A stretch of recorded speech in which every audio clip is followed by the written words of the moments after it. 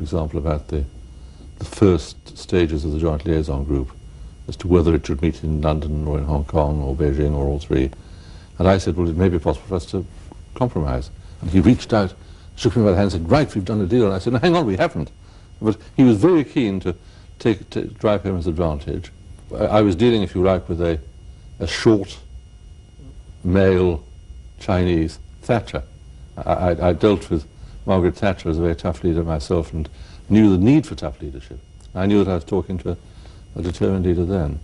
What was going through your mind when you stood next to Deng Xiaoping and you watched Mrs. Thatcher and Zhao Ziyang sign the agreement?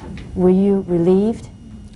Yes, I was enormously relieved, and I was very conscious of being present at a moment in history. And one of the great pleasures for me was to have the Hong Kong people surrounding us in Beijing at that time, because I had lived through with them the days and weeks of very, very anxious negotiation.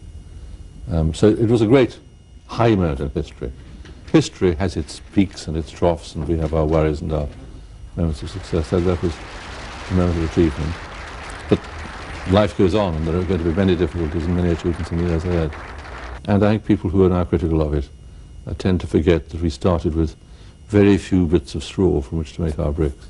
So China really came a long ways in signing the joint declaration. Very much so, and it was acclaimed.